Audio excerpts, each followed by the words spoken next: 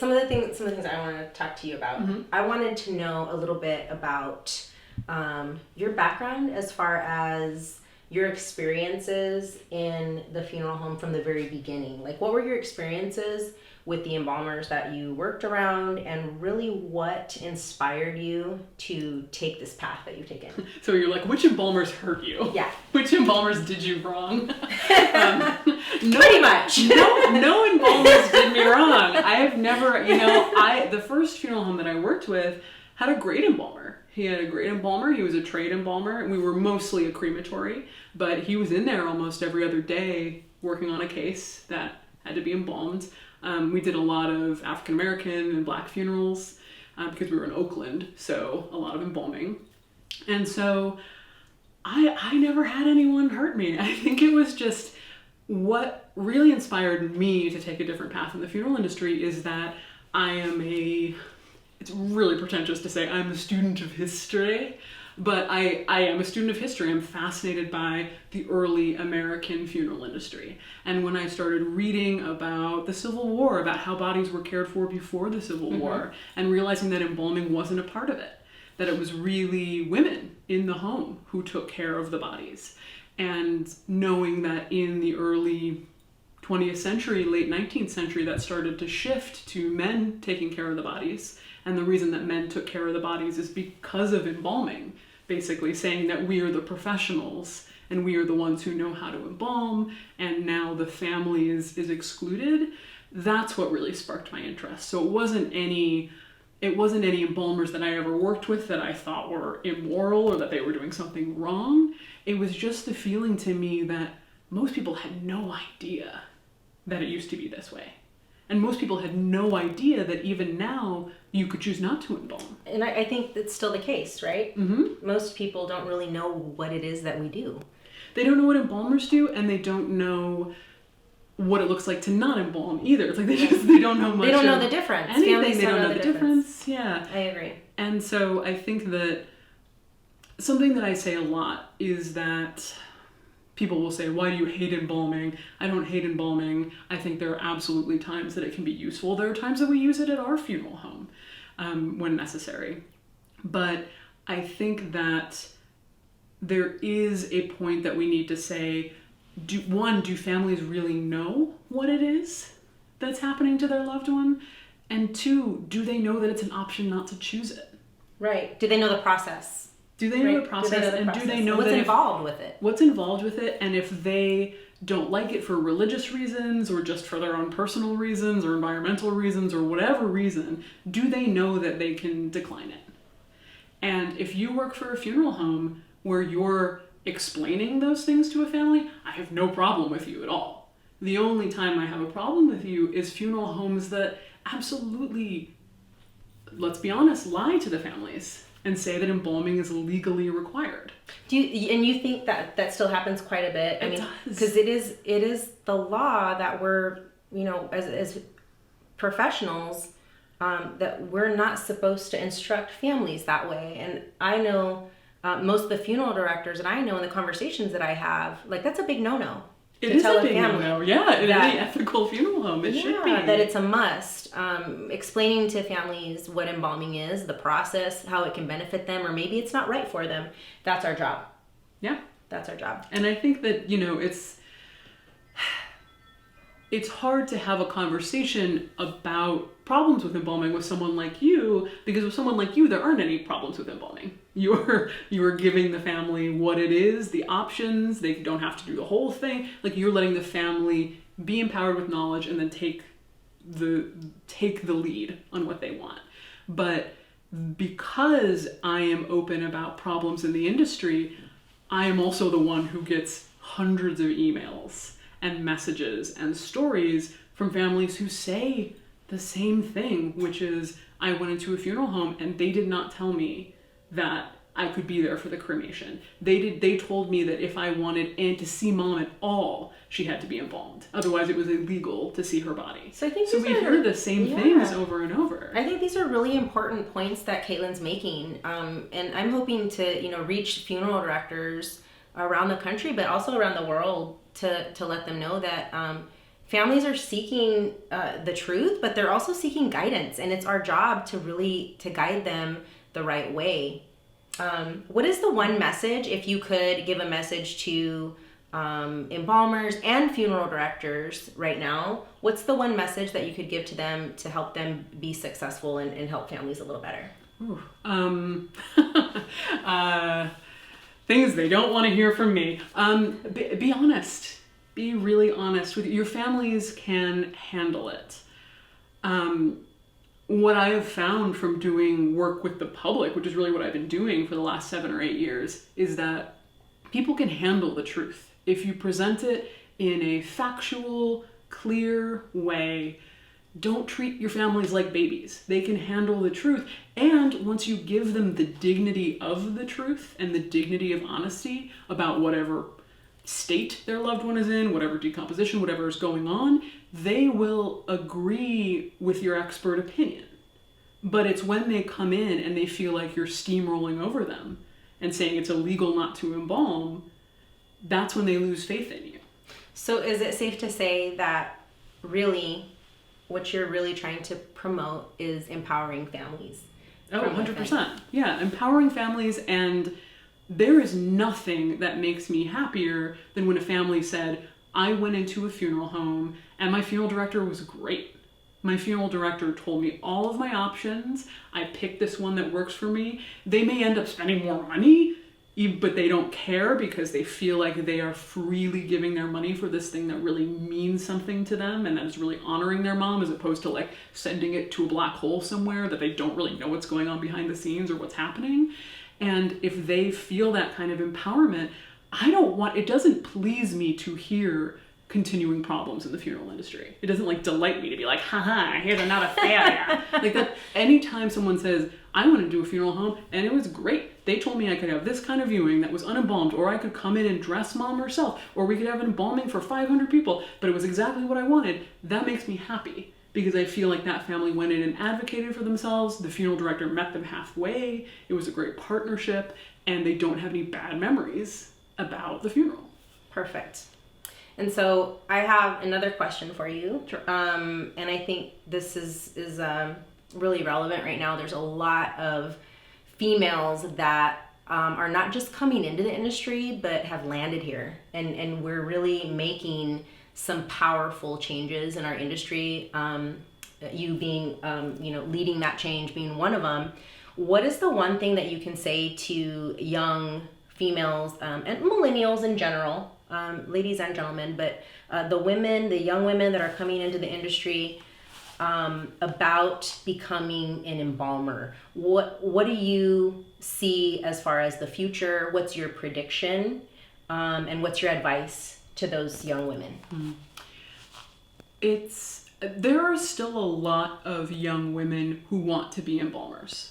That even I agree. Even if I'm out here like everybody does a green burial, like no matter what I say or do, there are still so many young women who want to work in the prep room and they want to be embalmers. They don't want to be your flower girl or your front desk person. They want to work with the bodies because that's their passion.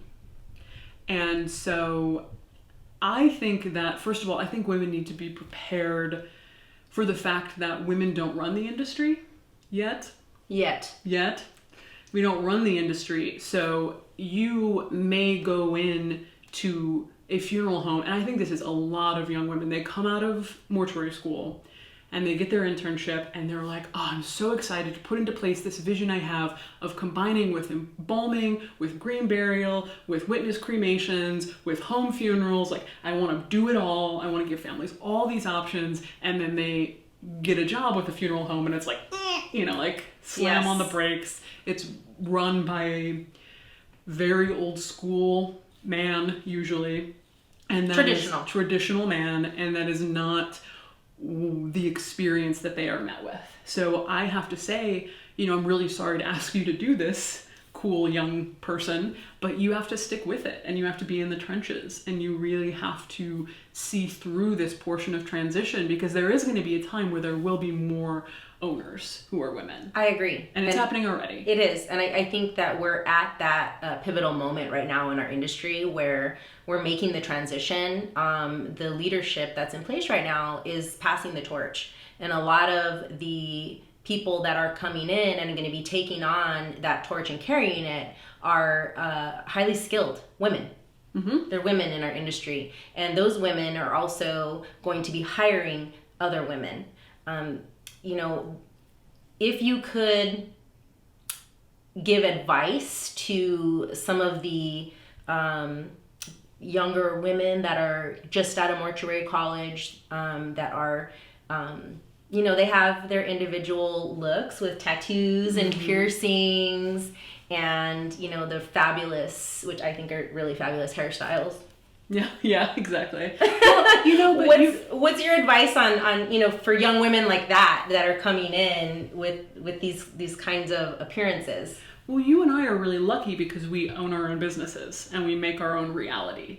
And I wish that for all of you as well. But if you're not there yet, if you have to work in a more traditional funeral home, you really have to question where your values lie. You know, and sometimes getting where you want to be ultimately, you have to put your pride away a little bit and wear your turtlenecks. That's and right. Dye your hair brown and do what you need to do. Do I think that that's completely right? No, that's not what I think personally, but I think it's so valuable to have you in there and to get more young women in the industry and to get us moving up through the ranks, that if it means covering up your arms or whatever the guy who employs you needs you to do, if you are able to put that part of you away just for work, I'd say do it, because you are not applying to work at my funeral home. You are not applying to work for Monica. You are applying to work for someone who's going to go, ugh. So I agree. And, you know, my little 2 cents is, you know, I, like many of the women that go into the industry, you know, I like to wear combat boots when I was younger and dye my hair crazy colors and wear black lipstick and all that stuff. But what I found coming in the industry is that there's a level of professionalism that you really have to follow, and families are grieving, and it's too distracting sometimes. It's distracting, piercings or tattoos or whatever your individual preference is as far as the way that you look. There is a level of professionalism that you have to maintain. And when you do get to a point where you have all of your certifications, you have all your licensing in place, you get to that point in your career where you can start to express yourself in that way, then hey, go for it. But I think we're on the same page as far as that's concerned. I know that's kind of a big topic for a lot of funeral home owners that are actively looking to hire you right now. We have there's a major deficit in our industry, and people are needed. People with a big heart, right? Mm-hmm. Funeral directors, typically we have a cold hands, warm heart. But I have warm hands and a cold heart. Opposite. But I agree. I think that, you know, ladies, step it up. Learn how to apply your makeup, you know, professionally. Do your hair professionally. Wear a button up. Do whatever you have to do. Get a suit. You don't have to spend a lot of money, but really step it up and show the men, the leadership in our industry, that we mean business. Well, you have to work. We were talked about being a Latina woman, being a woman in general. You have to work harder. Being a woman, you have to work harder in the industry, because the expectations for you will be higher. Is that fair? No.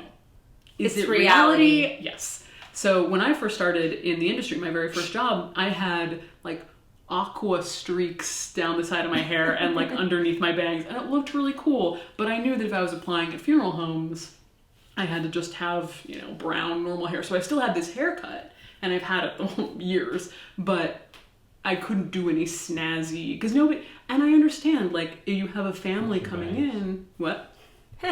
Speaking of my bangs, when you have a family come in, you don't want necessarily to see someone who's like, hey, and they have like crazy hair. Here's my tattoo. Yeah, I'm like, of my skull. Hey, you know, because it conforms to some expectation. And you know, as we get older, people who are our age are They don't not have- going to they be don't have a problem shocked. with it. Yeah, It's they're not not going a to be big deal. shocked. But the people who are dying are in their 80s and 90s. That's right. And their husband or wife is in their 80s and 90s. And so that's who you're dealing with.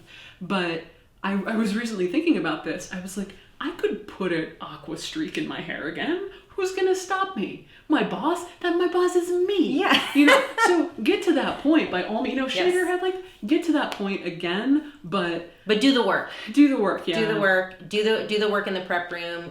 You know, Wash the van. wash Do the what- van. Do whatever you need wash to the do. hearse. Pick up cigarette butts. Whatever you have to do. Those old school embalmers and funeral directors, the generation that preceded us, that's what they did. They did it all, and they expect us to do that. And as women, they expect you to lift bodies and do late night removals and all that. So expect that. And then finally, one of the questions that I had to ask of you is, lately I noticed that the funeral industry is really turning to you now. They're understanding that you're making a statement and that consumers are listening.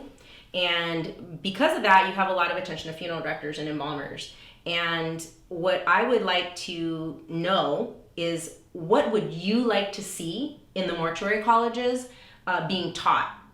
Ooh, how long do we have?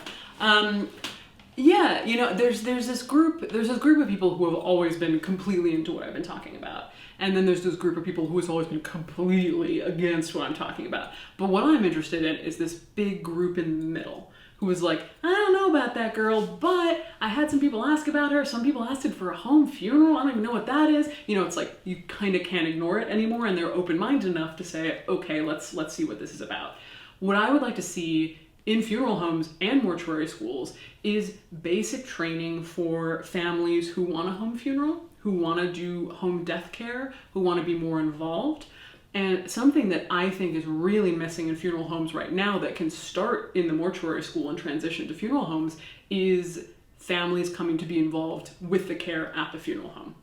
So something I hear again and again is, I came in and I wanted to put lipstick on my mom, or I wanted to do her hair a little bit, and the funeral director or the embalmer tells them no. And that's not something we should be saying. We should not be saying no. I agree. Because it's such a powerful, small thing that they can do. We're not talking about bringing the family in the embalming room. We're not talking about... But that's their right. You know, yeah. I mean, it's we're their not right. talking about that, but we should be talking about that. Yeah, it's their right. Yeah. If they want that and they're ready to handle it and see that, and the embalmer, you know, expresses to them what's involved, and the owner is comfortable with that, and like you said, meeting the family halfway.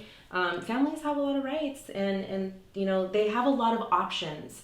That's the thing. And they're getting more and more options. So if you don't want families to abandon you and just have the whole funeral home and cut you out of it entirely, you again have to meet them halfway. You have to say, if you come in, you can be involved in the viewing. You can be involved in preparing mom. We do so many dressings at my funeral homes, where the family, my funeral home, maybe funeral homes in the future, but we have people come in and dress mom. They put a little makeup on mom. They do a face mask. They do it's so healing. They love it. They love it. They love it. They love it. And I wouldn't be recommending this to other funeral directors if people didn't love it. I'm not trying to sell you a bag of goods or like some scam. Like, I do it because families love it, and they often feel like they don't have that kind of power in other It's situations. what families want. And I think that that's where we need to start really focusing as far as what the future looks like for our industry, is what do families really want. Well, that's why you're such a great conduit between the stuff that we do, because you do more embalming than I do, you do more restorative art than I do, but we have the same goal, which is getting families in the room with the body. Absolutely. And I want to thank you for coming to Arizona and being here in my studio and breaking in the Cold Hands studio. Kaylin is my first guest here at Cold Hands Studio. It's beautiful. We hope that you all enjoyed seeing both of us here talking together and talking about the future of what embalming looks like and what the future of our industry looks like.